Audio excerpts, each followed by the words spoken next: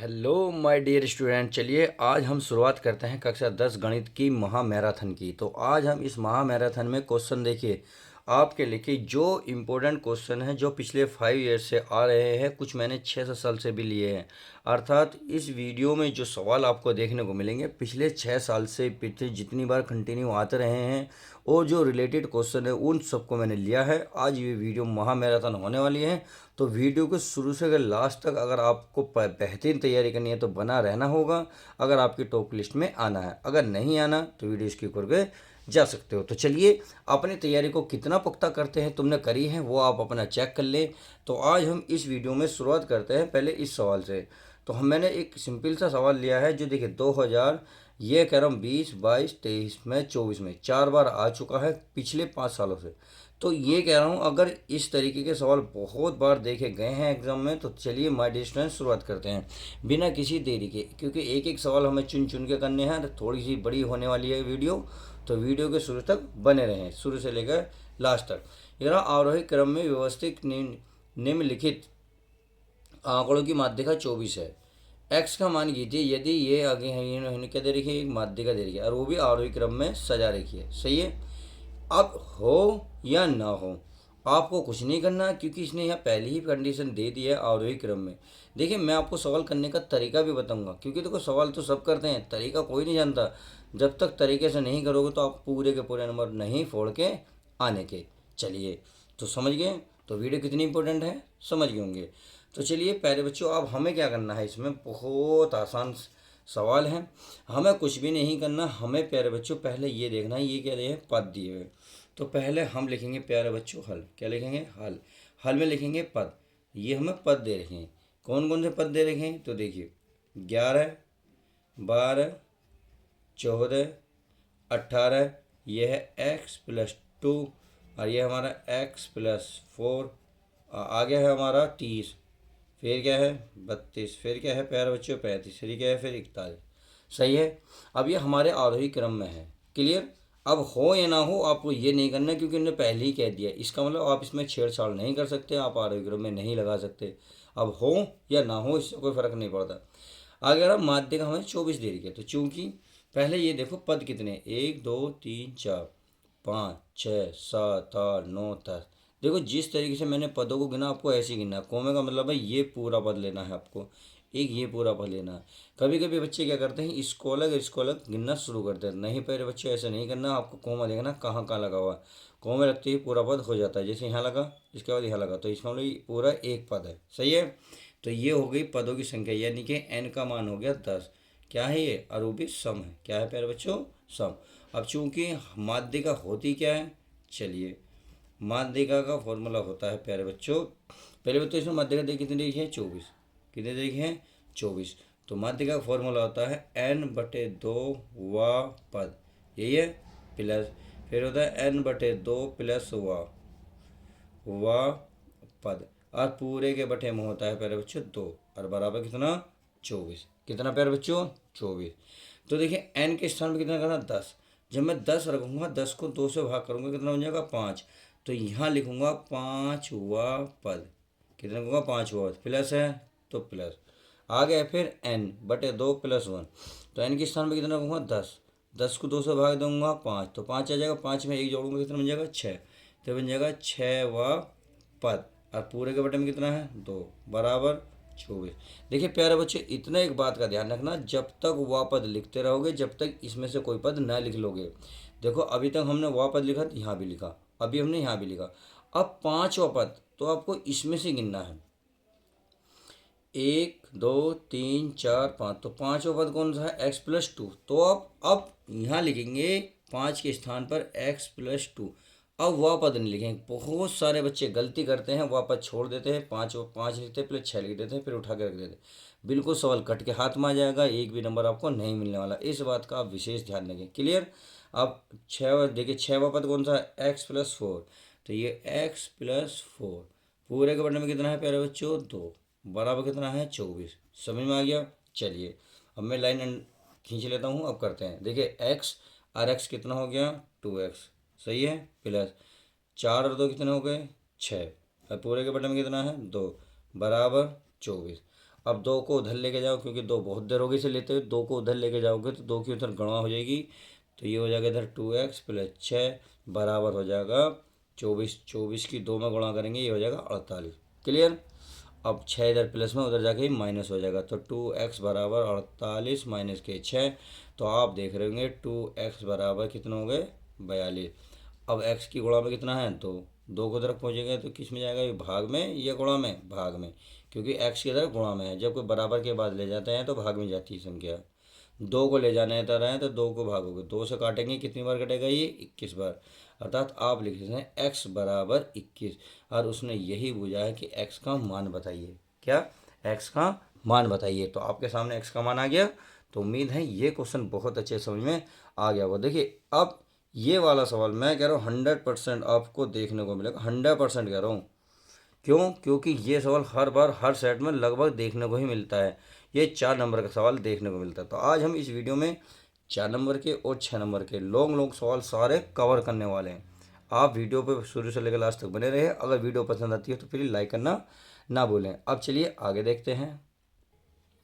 चलिए my distant, अब next सवाल देख लेते हैं। नेक्स्ट सवाल आपके सामने ये रहा है, ये रहा, 2 खिलाड़ी संगीता और रेशमा टेनिस एक मैच खेलते हैं। यह ज्ञात कीजिए कि संगीता द्वारा मैच जीतने की जो प्रायिकता है 0.62 है, रेशमा की जीतने की प्रायिकता है, क्योंकि बहुत सिंपल है। देखिए आप खुद समझ गए होंगे। बताइए ये क्या रहा है, संगीता द्वारा मैच जीतने की जो प्रायिकता इतनी देर की, रेशमा के जीतने की प्रायिकता, क्योंकि बहुत सिंपल है। मान लो 100% एक खिलाड़ी की जीतने की प्रायिकता, अगर मानो इसकी 70% जीतने की प्रायिकता, तो इसका मतलब है दूसरे की जीतने की प्रायिकता कितनी होगी, 30% है। सिंपल सा नहीं भाई, आप कोई सी भी वैल्यू लगा लो। भाई आपको पता संगीता द्वारा मैच जीतने की प्रायिकता इतनी है, तो हारने की प्रायिकता कितनी होगी, ये एक में से घटा दो 68 जी, अन्य सॉरी 38, और वही इसकी जीतने की प्रायिकता हो जाएगी। बस सिंपल सा तरीका है। तो ये तो बहुत ईजी सवाल है। तो चलिए इसे थोड़ा सा लिखने की कोशिश करते हैं, क्योंकि नंबर तो आपको ऐसे मिलने नहीं, नंबर मिलेंगे आपको लिखने से। तो पहले आपको लिखना है, चूंकि देखिए संगीता जीतने की प्रायिकता पता, तो हारने की तो प्रायिकता पता कर लो, और वही जो इसकी हारने की प्रायिकता होगी वही रेशमा की जीतने की प्रायिकता बन जाएगी। बस तो लिखना, चूंकि संगीता, क्या, संगीता के हारने की प्रायिकता, हारने की प्रायिकता आप लिख सकते हैं बराबर, एक में से घटा लो -0.62, जब आप इसको माइनस करोगे तो 0.38, सही है। अब संगीता की जो हारने की प्रायिकता वही रेशमा की जीतने की प्रायिकता बन जाएगी। क्लियर। तो बस लिख दो, इसलिए रेशमा, क्योंकि हमें क्या करना है, रेशमा के जीतने की प्रायिकता निकालनी है। तो रेशमा के जीतने की प्रायिकता, तो बराबर क्या होगी, संगीता के हारने की प्रायिकता के बराबर संगीता के हारने की प्रायिकता, यही इसकी आंसर बन जाएगा 0.38। यही आंसर है। भाई आपको पता है, एक अगर मान लो एक मैच में 100%, भाई कह रहे हैं भाई कोई 2 टीमें हैं तो कह रहे हैं 50-50 हो सकता है भाई मैच, यानी कि कोई भी जीत सकता कोई भी हार सकता। एक कंडीशन ये बन जाती है भाई, एक की है 80% जीतने की, एक की है 20%, इसका मतलब ये जीतने की परसेंट है, ये हारने की है। अगर ये हार जाए तो ये जीतने की बन जाएगी, अगर ये जीत गए तो ये हारने की बन जाएगी। बस इतना फर्क है, अपोजिट करना है। क्लियर, बहुत ईजी सवाल है, सिंपल सा सवाल है। तो चलिए अब आगे देख लेते हैं। चलिए नेक्स्ट सवाल देख लेते हैं। नेक्स्ट सवाल आपके सामने क्या करा है, ये करा है साइन की घात 4 माइनस कोस की घात 4 बराबर 2 साइन स्क्वायर -1। तो इसका मतलब ये हमें प्रूफ करना है। क्या करना है, प्रूफ करना है। तो पहले लिख लेंगे लेफ्ट हैंड साइड में है साइन की पावर 4 थीटा माइनस कोस की पावर 4 थीटा, हमें लेके चलना है, तो हमें ये लाना है। तो प्यारे बच्चों हमें एक फॉर्मूला पता होना चाहिए। देखिए यहाँ घात 4 है, बीच में माइनस है, तो हमें एक फॉर्मूला पता होना चाहिए। आपको पता है ए स्क्वायर माइनस बी स्क्वायर का फॉर्मूला क्या होता है, ए माइनस बी, और होता है ए प्लस बी। सही है। अगर इस पे पावर मान लो 4 हो जाए, क्या 4 हो जाए, तो ये जो इसकी डबल हुई है तो ये पावर जो है प्यारे बच्चों इन पर आ जाती है, अर्थात ए स्क्वायर माइनस बी स्क्वायर, और ये बन जाता है ए स्क्वायर प्लस बी स्क्वायर। अब ये वाला फॉर्मूला ये बन गया, तो इसका मतलब ये फिर टूटेगा, ए माइनस बी और ये ए प्लस बी, और ये ए स्क्वायर प्लस बी स्क्वायर रहेगा। क्यों, क्योंकि प्लस वाला फॉर्मूला होता नहीं। सही है, तो समझ गए होंगे। तो चलिए इसी प्रकार से हम इसको करते हैं। तो ये क्या होना है, ये इस वाले रूप में टूटना है, क्योंकि पहले 4 को 2 तोड़ना, 2 को 1 करना है। तो चलिए ये लिख लेता हूँ मैं, साइन की घात 2 square minus cos square theta. एक बार माइनस, एक बार कर लेते हैं plus, sign square theta plus cos square theta. Clear. अब हम सभी को पता है ये जो है फॉर्मूला 1 के बराबर होता है। किसके? 1 के। देखिए मैं लिख दे रहा हूँ, sign square theta plus cos square theta बराबर 1। क्लियर। चलिए, तो इसके स्थान पर क्या आ सकता है? 1। तो इसका मतलब ये तो खत्म हुआ। तो ये बचा हमारे पास sine square theta minus cos square theta. ये हो गया हमारा पूरा हुआ, क्या हो गया? 1 हो गया। अब अगर हम कोस की देखिए, अब आगे बढ़ते हैं, तो ये बचेगा, अगर 1 के इसमें गुणा करेंगे तो ये बचेगा sign square theta minus cos square theta. सही है। अब प्यारे बच्चों, हमें सवाल के अकॉर्डिंग चलना है। देखिए सवाल के अकॉर्डिंग में ये देगा 2 साइन स्क्वायर थीटा माइनस 1। इसका मतलब हमें साइन उपस्थित रखना है, कोस यहाँ से ख़त्म करना है। तो कोस ख़त्म करने के लिए यहाँ से देखना पड़ेगा। अगर मैं कोस को ऐसे ही रखूँ, साइन को उधर ले जाऊँगा, तो ये बन जाएगा कोस स्क्वायर थीटा बराबर साइन उधर 1 माइनस 1 बन जाएगा साइन स्क्वायर थीटा। तो कोस के स्थान पर ये वाली चीज़ हम रख सकते हैं। तो चलिए रख देता हूँ, ये है हमारा sign square theta minus cos square के स्थान पर रखेंगे 1 minus sign square theta. Clear.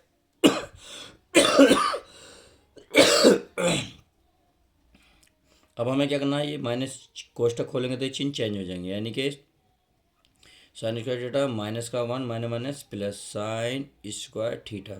अब देखिए sign square theta sine square theta क्या बन गया? ये बन गया प्यारे बच्चों 2 साइन स्क्वायर थीटा, और ये हो गया माइनस का 1। और देखिए यही हमें प्रूफ करना था, दिख रहा? ये रहा, हमें प्रूफ यही करना था। तो यही हो गया हमारा राइट हैंड साइड, और यही आपका आंसर आ जाएगा। तो इस तरीके से आप ये सवाल कर सकते हैं। अब चलिए नेक्स्ट सवाल देख लेते हैं। चलिए अब नेक्स्ट सवाल देख लेते हैं। नेक्स्ट सवाल भी इंपॉर्टेंट है। देखिएगा, एक अर्धगोले की त्रिज्या 6 सेंटीमीटर है। अर्धगोले का संपूर्ण पृष्ठ तथा आयतन ज्ञात कीजिए। अब क्वेश्चन आपका ये भी बन सकता है कि अर्धगोले का संपूर्ण पृष्ठ बताइए या अर्धगोले का आयतन बताइए। तो मैंने इन दोनों में दोनों ही सम्मिलित कर लिए हैं, और ये लगभग 4 बार पेपर में देखो इसी तरीके से आ चुका। मैं कह रहा हूँ नेक्स्ट आपको यही देखने को मिल जाएगा। तो चलिए शुरुआत करते हैं। ये रहा, एक अर्धगोले की त्रिज्या से 6 सेंटीमीटर है। तो इसका मतलब ये हल में लिखेंगे, पहले हल। हल में दिया क्या है वो लिख लेते हैं। दिया है त्रिज्या, किसी दी है त्रिज्या, किसकी? वो भी अर्धगोले की। तो त्रिज्या आर बराबर दे रखी है 6 सेंटीमीटर। सही है। अब हमें चाहिए गोले अर्धगोले का संपूर्ण पृष्ठ। तो देखिए अर्धगोले का संपूर्ण पृष्ठ का फॉर्मूला लगा लेते हैं। यहाँ लिखेंगे अर्ध गोले का संपूर्ण पृष्ठ। क्या? संपूर्ण पृष्ठ। तो बताइए क्या होता है? ये होता है आपका 3 पाई r स्क्वायर। सही है। तो 3 पाई की वैल्यू कितनी थी? 22/7। आर का मान कितना देगा? 6। घात 2 है तो इसे पैरा बच्चों 2 बार लिख लो। अब देखो कटे तो कुछ है नहीं। जब कटे नहीं तो 22 दिया कितना हो जाएंगे? 66 गुणा 6 कितनी हो जाएगी? 36, और बट्टे हो जाएगा 7। अब इसकी हम गुणा कर लेते हैं। तो इसकी जो गुणा बैठेगी प्यारे बच्चों, कट फिट के कितनी बैठेगी? देखो कटे तो कुछ है नहीं। अगर कटे नहीं तो देखो मैं 36 की और 66 की मैं गुणा कर लेता हूँ। 6×6 = 36, 36×3 = 39, 6×3 = 18, 1 6×3 = 18, 19, ये 6, ये हमारा कितना था? 8 था। 8 और 9 17, 1 22, 12 13, हासिल को 1 2, ये बैठेगा कितना? ये हमारा बैठ जाएगा। अब बटे में कितना बचा? 7। तो यही आपका इसका फाइनल आंसर आ जाएगा, अर्थात 2376। कितना है? 2376 सेंटीमीटर स्क्वायर। अगर कुछ कट रहा हो तो देखो काटो। अगर 7 से कट रहा है तो 7 से काट लेते हैं। 7 21, कितना बचेगा? कितना बचेगा? बचा 2। 7 7 21 बचा कितना? 6, नहीं कटने का। तो यही इसका फाइनल आंसर आ जाएगा। उम्मीद है ये अच्छे से समझ में आ गया होगा। तो चलिए अब आगे चलते हैं। आगे हमारा क्या दिया हुआ है? देखिए आगे कह रहा है इसमें आयतन और ज्ञात करा। किसमें? आयतन हमें ज्ञात करवा। तो आयतन निकाल लेते हैं। चलिए आयतन भी निकाल लेते हैं इसका। आयतन क्या होगा भाई? आयतन का फॉर्मूला होता है 2/3 पाई r क्यूब। क्लियर। तो 2/3 पाई का मान आप सभी को होता है 22/7। आर की वैल्यू कितनी है? 6। तो 6 की घात 3 है तो इसको 3 बार लिख लो बस। सिंपल सा तरीका है यार हल करने का। तो देखो 3 दूनी 6 और तो नहीं कट रहा। तो देखिए 22 दूनी 44 दूनी 88, कितना हो गया 88 गुणा 66 और बटे हो गया 7। अब इसकी अगर गुणा करेंगे तो देखिए इसकी गुणा मैंने तो पहले ही कर रखी है क्योंकि मुझे पता भी है। तो ये होती है 3168, सही है। और बटे में कितना 7 और ये हो जाएगा सेंटीमीटर स्क्वायर। तो गुणा तो देखो आप कर ही सकते हो। टाइम पीडीएफ लंबी ना बने, हमें सटीक आंसर चाहिए, हमें करने का तरीका पता होना चाहिए क्योंकि इस टाइम हम केवल रिवीजन कर रहे हैं, हम और कुछ भी नहीं कर रहे हैं। फटाफट रिवीजन के लिए मैंने फटाफट इसकी गुणा कर दिया। तो चलिए अब आगे सवाल देख लेता हूँ मैं।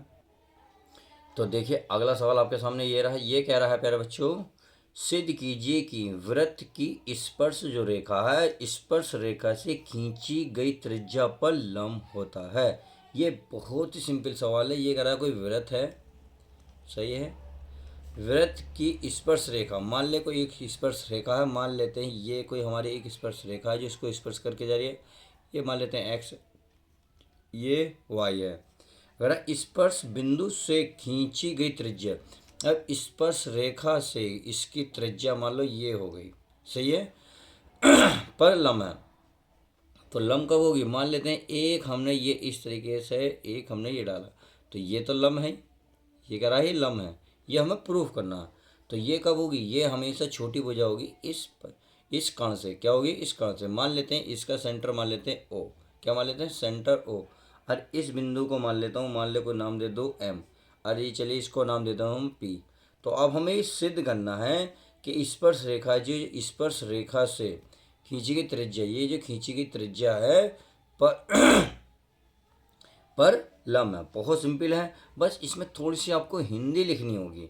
तो जो जो आपने पहले लिख जो जो माना है उसको लिख लेते हैं। माना जो मान लो कोई वृत्त, क्या है वृत्त का केंद्र ओ वाला एक वृत्त है, ये आप लिख सकते हैं ओ कि ओ केंद्र वाला एक वृत्त है जिसके स्पर्श रेखा क्या एक्स वाई है, क्लियर। और हमें सिद्ध करना है जो ओ एम है, जो ओ एम है लम्ब है एक्स वाई पर, क्योंकि कह रहा स्पर्श रेखा से खींची गई त्रिज्या जो ये ओ एम है पर लम्ब है, किस पर लम्ब है स्पर्श रेखा यानी कि एक्स वाई पर। बस तो चलिए लिख लेते हैं। तो पहले लिखेंगे हल, हल में लिखेंगे प्यारे बच्चों माना जो ओ माना हमने ओ, क्या माना ओ केंद्र, केंद्र वाला एक वृत्त है, क्या है एक वृत्त है। तो चलिए वृत्त है जिसकी लंबाई इस वृत्त की स्पर्श रेखा कौन सी है एक्स वाई। तो ये आप लिख लें, यानी कि आपको बस लिखने के ही नंबर मिलने हैं इसको। जिसकी इस स्पर्श रेखा कौन सी एक्स वाई है, सही है। अब हमें सिद्ध क्या करना है वो हम लिख देते हैं। तो चलिए लिख देता हूँ सिद्ध करना है, सिद्ध करना है, सिद्ध करना है जो ओ एम है, जो ये ओ एम है लम्ब है किस पर स्पर्श रेखा है ना, स्पर्श रेखा से। स्पर्श रेखा क्या है एक्स वाई, क्या है एक्स और वाई। तो चलिए कर लेते हैं। अब मान लेते हैं एक्स वाई पर एक बिंदु क्या है पी है, क्या है एक पी है जो ओ पी एम से क्या है बड़ा है, यानी कि ये हमेशा क्या होगी कोई चीज़ भी बड़ी होगी, क्या होगी बड़ी, किससे इस त्रिज्या से, किससे इस त्रिज्या से। चलिए इसको लिख लेते हैं। तो लिख लेते हैं माना। तो प्यारे बच्चों देखो थोड़ा सा सवाल टफ है पर इजी है, क्योंकि इस तरीके के क्वेश्चन बहुत सारे पेपर में आते हैं। ये खुद पिछली बार 2 बार कंटिन्यू आ चुका है, 2 बार से, सही है।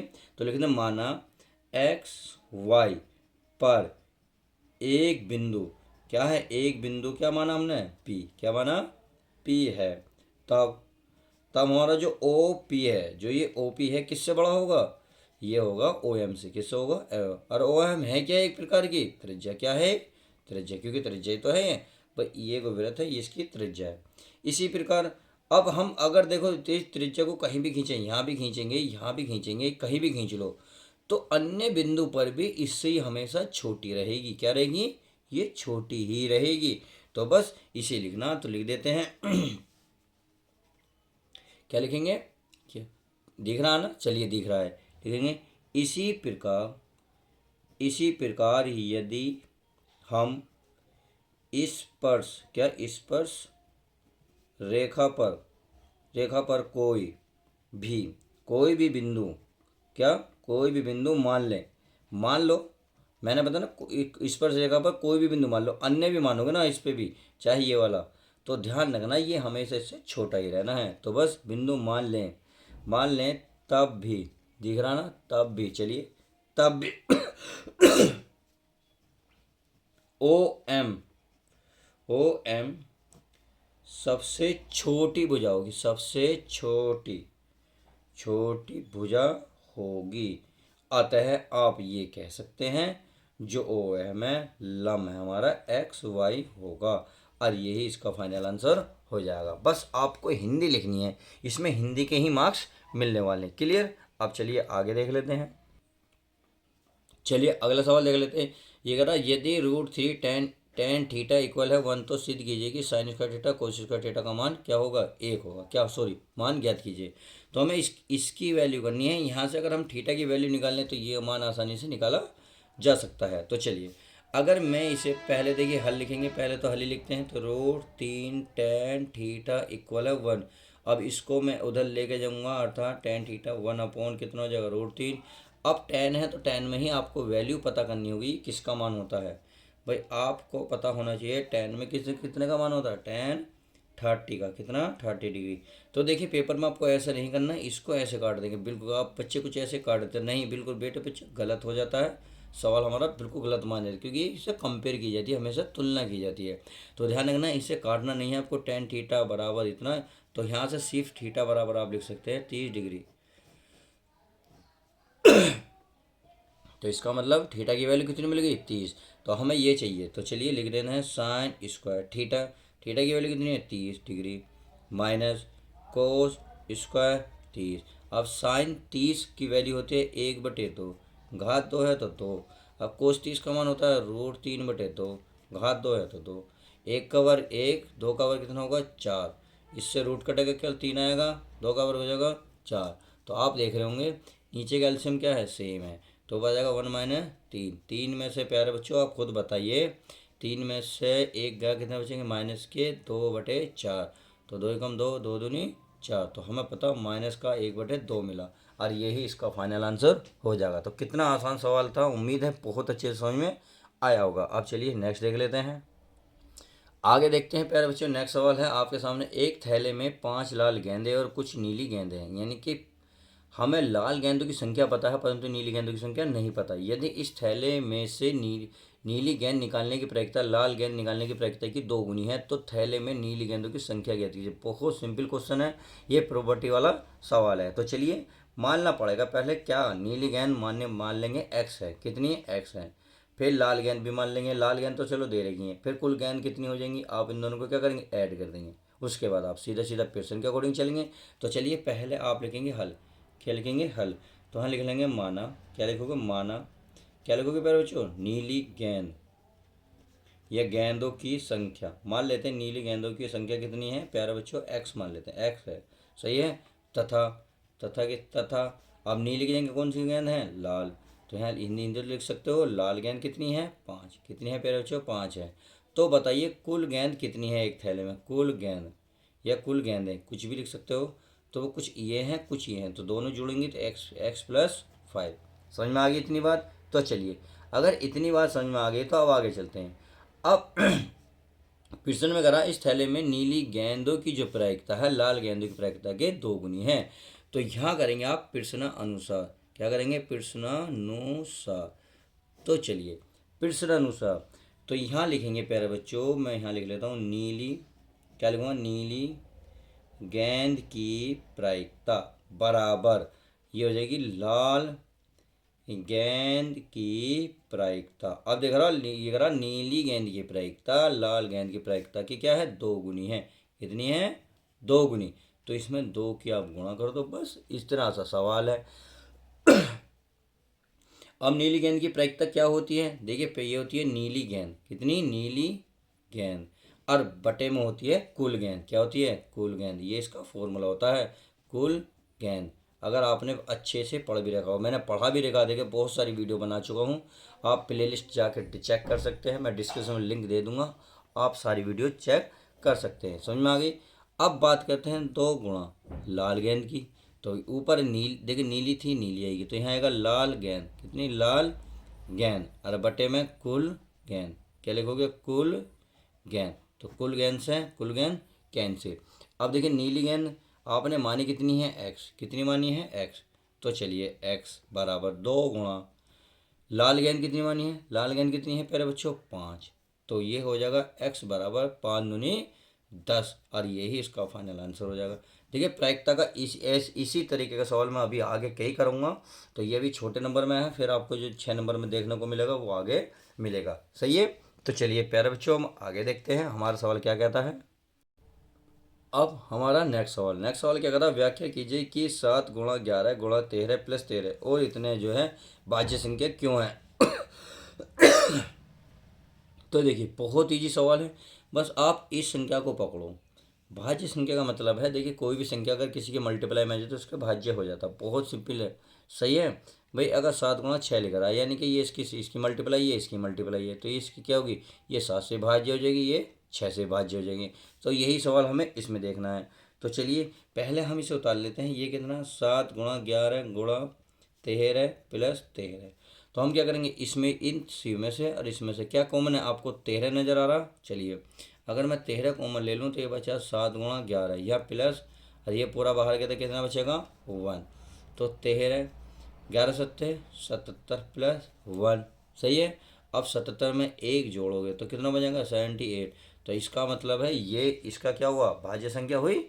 चूंकि लिख रहे हैं, चूंकि 13 और 78 दोनों से भाज्य है, यानी कि ये 13 से भाज्य हो जाएगा और ये 78 से भी। तो आपको यहाँ लिखनी पड़ेगी एक हिंदी। क्या? यह क्या लिखना है? यह यानी कि 13 व 78 दोनों, क्या लिखोगे? दोनों से भाज्य है।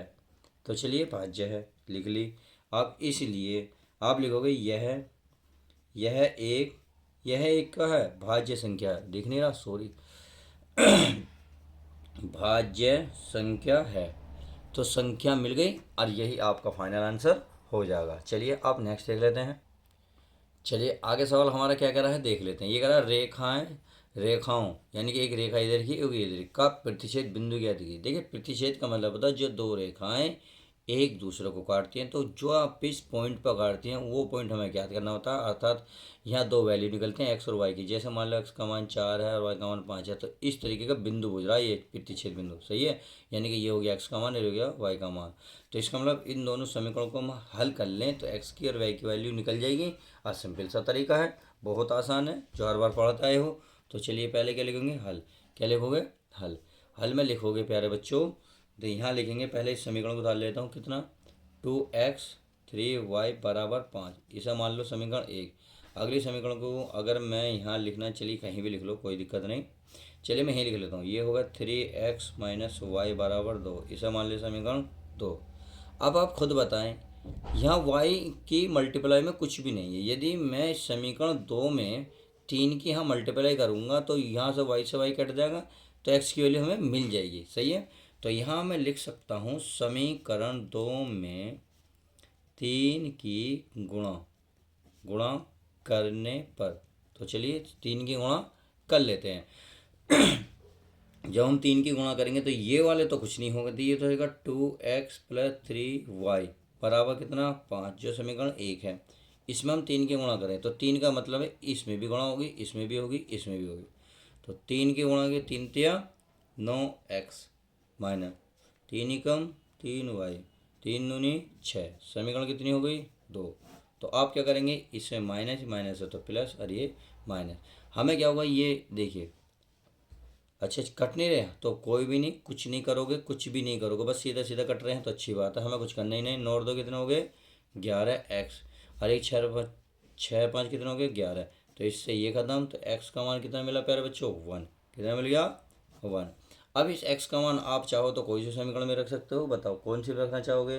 भाई एक में रख दो, आसान है। तो यहाँ लिख सकते हो x बराबर 1 समीकरण 1 में रखने पर। तो चलिए प्यारे बच्चों एक में रख लेते हैं। जब हम एक में रखेंगे तो एक तो हमारी ये रही, तो ये हो गया 2 गुणा एक्स का मान कितना निकाल कर आए? 1 प्लस 3y और बराबर कितना है? 5। तो 2 एकम 2 प्लस 3y बराबर 5। 2 को उधर लेके जाओ तो ये प्लस वाली चीज़ कहाँ जाएगी, माइनस में। 5 में से 2 माइनस करो, 5 में से 2 माइनस करोगे 3, और y बराबर 3, और ये गुणा की चीज़ कहाँ जाएगी, भाग में। तो 3 से 3 कैंसिल, तो वो कितना जाएगा, 1। तो अतः जो हमें प्रतिच्छेद बिंदु मिले, क्या मिले, 1 और 1। तो यहाँ लिखोगे अतः देखिए इतना करके छोड़ देते हैं बच्चे जो पेपर में, जो बिल्कुल गलत होता है। मैं कह रहा हूँ अगर ये 4 मार्क्स का है तो आपको शायद 1 ही मिल पाएगा, क्योंकि वो तरीका मांगता है। हल तो हर कोई करता है, तरीका नहीं जान पाता। तो तरीका बता रहा हूँ, तो आपको ये लाइन लिखनी होगी, अतः प्रतिच्छेद बिंदु, अतः प्रतिच्छेद बिंदु। तो चलिए अर्थ है प्रतिच्छेद बिंदु क्या है, एक्स क्या है, एक्स का मान 1 और वाई का मान 1, और यही एक का फाइनल आंसर हो जाएगा। क्लियर। तो चलिए प्रतिच्छेद अच्छे ऐसे लिखा जाएगा। चलिए अब नेक्स्ट सवाल देख लेते हैं। अगला सवाल आपके सामने ये रहा, ये करा समांतर श्रेणी। ये समांतर श्रेणी का कौन सा पद 78 है। देखिए एक तो तरीका ये है, अगर बिना हल करे चाहो तो आप सीधा आंसर निकाल सकते हो। कैसे भाई, 3 के बाद 8 आ रहा है, इसका मतलब 5 जोड़ा है। 5 के बाद कितना, 13, 13 के बाद 18। इसका मतलब ऐसे लिखते जा रहा, 3 8 13 18, कितना जोड़ा, 5 जोड़ा, 5 जोड़ा, 5 जोड़ा, 18 में 5 जोड़ा 23। तो आप ऐसे जोड़ते चले जाएंगे, लास्ट में कहीं ना कहीं आपका 78 आ जाएगा। फिर आप उन पदों को गिन सकते हैं, 1 2 3 4 5 इस तरीके से। पर इतना टाइम नहीं होता पेपर में, हमें थोड़ा हल करना होता है, क्योंकि पेपर में ऐसे नहीं देखने का, वो पेपर में हल करने का तरीका देखेगा। सही है, तो हमें वो तरीका आना चाहिए। तो चलिए इसमें अगर प्रथम पद बात करें हल में, प्रथम पद का मतलब होता है प्यारे बच्चों ए, यानी कि ए का मान कितना है, 3। अगर मैं इसे सारवांतर की बात करूं, सारवांतर मतलब इन पदों में अंतर कितना है, तो आप कोई सा भी पद लेंगे उसे देखिए, सारवांतर को डी से दिखाते हैं, कोई से पद लो, उससे पहला जो पद है उसे माइनस करके देख लो कितना आएगा, 5। चाहे आप 18 लो, 18 से पहला पद है 13, 18 में 13 घटाओगे 5 आ जाएगा। सही है, तो हमें ए मिल गया, डी मिल गया। कौन सा पद, यानी कि एन का वैल्यू तो बूझ रहा है, इनकी गिनती में कौन सा आएंगे, कौन सा 78 पद बैठेगा। तो बहुत सिंपल है। तो अब लगाएंगे हम एन व पद। तो एन व पद क्या होता है, एन व पद हमें जो दे रखा है, ने देखा 78, कितना दे रखा है 78, ठीक है 78 व पद है। और एन व पद की क्या फॉर्मूला क्या हो, a plus n minus 1 into d बराबर 78। सही है, तो ए का मान कितना है 3 प्लस एन हमें नहीं पता, इंटू -1 इंटू डी का मान कितना निकल कर आए 5 बराबर 78। सही है, तो 3 प्लस 5 किस में गुणा करोगे, 5n, 5 के 1 में करोगे तो 5 बराबर 78। तो देखिए 5 में से 3 जाएंगे 2, 2 को चलिए यहाँ बचा 5n माइनस के 2 बराबर 78। कैसे पता चला, 5 में से 3 गए 2, अब 2 को उधर ले जाओ, तो ये 5n बराबर 78 में 2 जोड़ोगे तो 80 बन जाएगा। अब 5 से भाग दो, यानी कि 80/5, 5 से भाग देंगे कितना आएगा 16। तो आपको n का मान कितना मिला 16। तो आप यहाँ ही नहीं छोड़ेंगे, यही गलती हो जाती है, बच्चे यहीं छोड़ के आ जाते हैं। तो आपको लिखना होगा, इसलिए यह अतः ए पी का जो 16 जो एन बराबर कितना 16 पर 78 है। तो लिखेंगे अतः ए पी का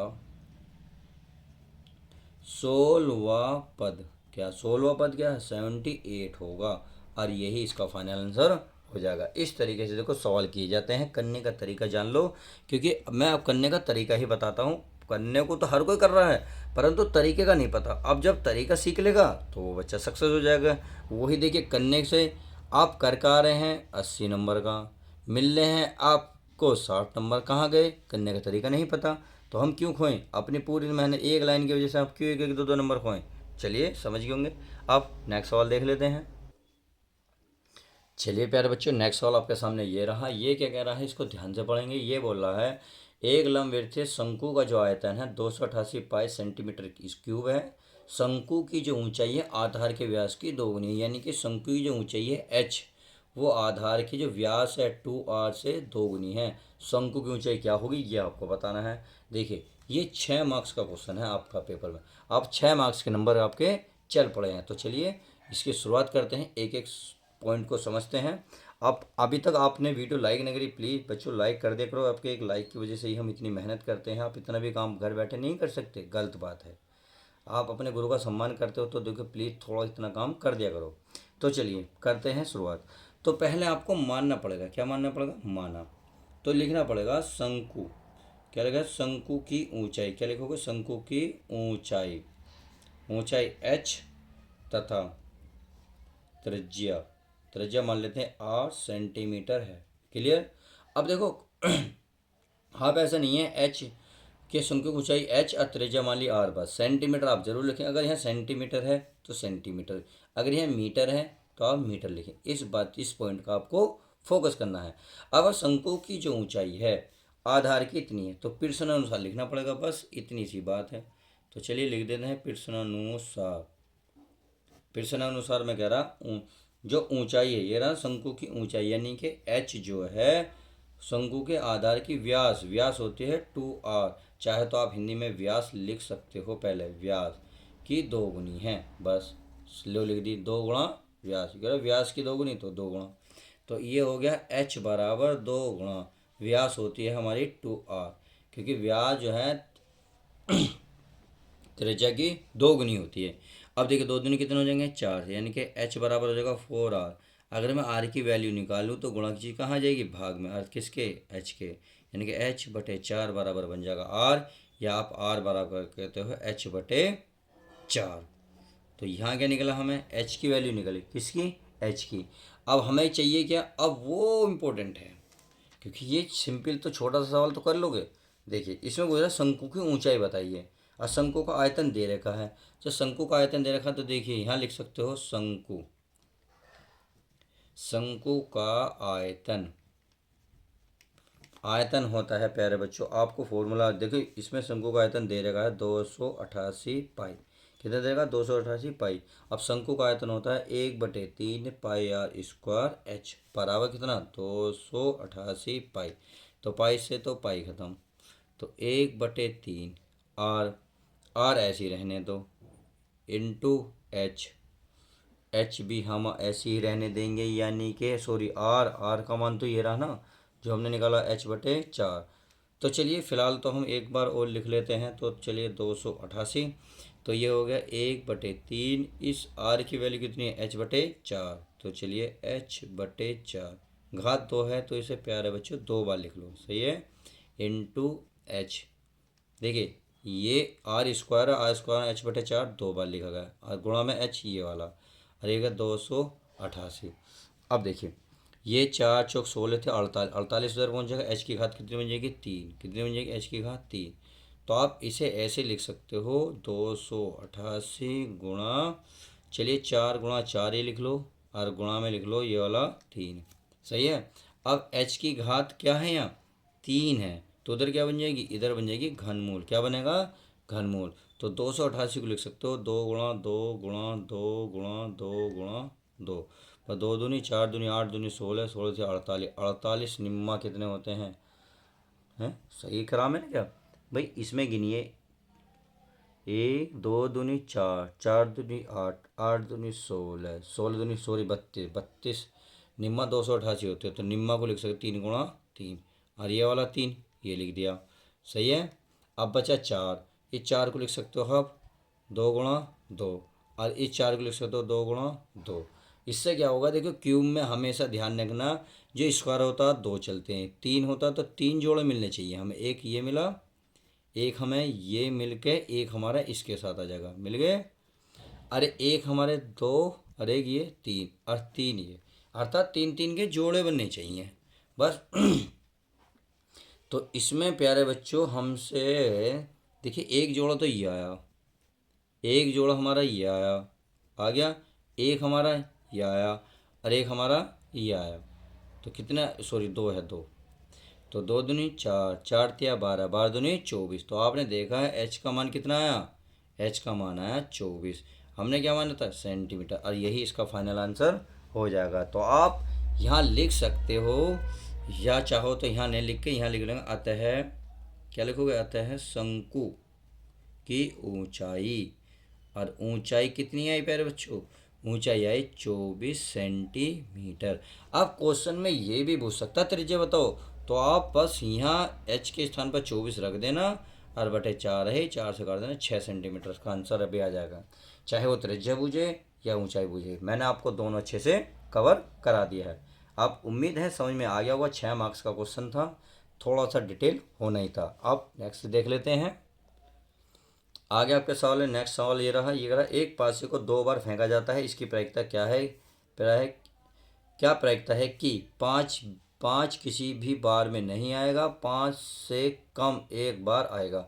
तो देखिए 6 मार्क्स का क्वेश्चन, मैंने बताया प्रायिकता वाला 6 मार्क्स का, 4 नंबर का पीछे करा चुका 6 मार्क्स का। तो अब 6 मार्क्स के क्वेश्चन ये चल रहे हैं, क्लियर। अब हम इसे समझने की कोशिश करते हैं। अगर एक पासे को 2 बार फेंका जाता है, आप सभी को पता है एक पासे पर कितनी संख्या होती है? 1 से लेकर 6 संख्या होती हैं। अब हमें 2 बार फेंकना है, तो ऐसे भी तो हो सकता है, मान लो पहले पासे पे कुछ क्या संख्या आ जाए हमारी, कोई 1 आ जाए, और अगला पास हमें उस पर 2 आ जाए, और ऐसे भी हो सकता है उसके साथ 1 के साथ 3 आ जाए, ऐसे भी तो हो सकता है 1 पे 1 आ जाए। यानी कि एक को निश्चित मान के पहले उसकी संख्या बदलते रहो। कहने का मतलब है बदलेगा दोनों। आप ऐसे भी तो कह सकते हो पहले पासे पे 4 आ जाए और पहले और दूसरे पासे पे 3 आ जाए, तो ऐसे यानी कि कई कंडीशन बन सकते हो। तो सर एक सारी कंडीशन हम यहाँ लिख लेते हैं। तो यहाँ लिख लेते हैं एक पासे को 2 बार फेंकने पर, तो लिख लूँ एक पासे को 2 बार फेंकने पर। तो एक पासे पर देखिए मान लेते हैं, इसे देखिए एस कहते हैं, समिष्टि जिसे कहते हैं, तो एस यानी कि पहले पासे में मान लेते हैं 1 आया, और पहले दूसरे पासे में भी 1 आया, पहले पासे पे 1 आया, दूसरे पासे पे 2 आया, पहले पासे पे 1 आया, 3 आया। यानी कि पहला पासे पे 1 के साथ 1 भी आ सकता है, 1 के साथ 2 भी आ सकता है, 1 के साथ 3 भी आ सकता है, 1 के साथ 4 भी तो आ सकता है, इसी प्रकार 1 के साथ 5 भी आ सकता है, और इसी के साथ 1 के साथ 6 भी आ सकता है। समझ में आ गई? तो चलिए इतनी बात समझ में आ गई। अब आगे चलते हैं। भाई ऐसे भी तो हो सकता है 2 के साथ 1 आ जाए, और 2 के साथ 2 आ जाए, और 2 के साथ 3 आ जाए, और ये 2 के साथ 4 आ जाए, और ये 3 के साथ 5 आ जाए। सॉरी दो दो दो दो, हाँ 2 बनेगा, 2 3 कहाँ से आ गया, और ये 2 के साथ 6 भी आ जाए, ऐसे भी हो सकता है। और एक कंडीशन भी तो और हो सके, 3 के साथ 1 आ जाए, और 3 के साथ प्यारे बच्चों 2 आ जाए, और 3 के साथ 3 आ जाए, और ये 3 के साथ 4 आ जाए, ऐसे हो जाएगा 3 के साथ 5 आ जाए, और 3 के साथ 6 आ जाए। क्लियर? अब आगे ऐसे भी तो हो सके है कि 4 के साथ कितना आ जाए, 1 आ जाए, और 4 के साथ कितना आ जाए, 2 आ जाए, और ऐसे भी तो हो सके 4 के पास प्यारे बच्चों 3 आ जाए, अभी 4 के साथ 4 आ जाए, ऐसे भी तो हो सके 4 के साथ 5 आ जाए, और ऐसे भी तो हो सके प्यारे बच्चों 4 के साथ 6 आ जाए।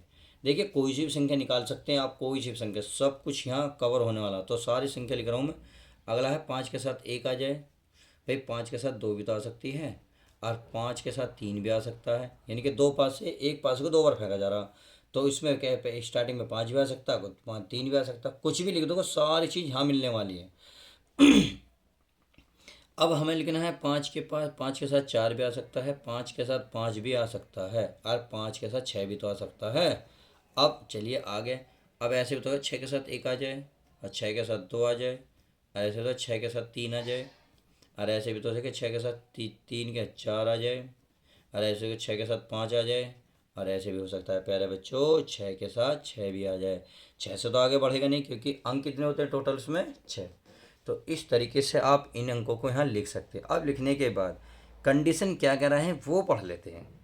ये कह रहा है पाँच किसी भी बार में नहीं आएगा, जहाँ जहाँ 5 आएगा वो नहीं आना चाहिए। तो टोटल पहले तो ये पता करो हैं कितने, 1 2 3 4 5 6, 1 2 3 4 5 6, 6 कितने हो गए टोटल, कुल हो गए 36। कितने हो गए कुल? 36। क्लियर? अब हमें चाहिए किसी भी बार में 5 नहीं आना चाहिए, इसका मतलब ये वाला 5, ये जो 5 आ रहा है किसी भी कंडीशन में नहीं आना चाहिए। यानी कि ये चीज़ें ये कह रहा है ये काट दो, ये नहीं आनी चाहिए ये वाली संख्या। बाकी किसी में 5 तो नहीं आ रहा, देख सकते हो आराम से, देख लो। नहीं है ना, इनमें 5 था, 5 को मना कर रहा है। जब 5 को मना कर रहा तो बस 5 निकालेंगे। फर्स्ट में क्या है, क्या आंसर आएगा, पी ई, प्रोबेबिलिटी। तो 36 है टोटल। तो मैंने आपको तो एक फॉर्मूला बता रहा था कि जब लाल गेंद और नीली गेंद आई थी, ऊपर लिखी थी लाल गेंद, नीचे लिखी थी कुल, तो इसमें भी कुल ही लिखेंगे। कुल कितने हैं ये, 36। कितने? 36।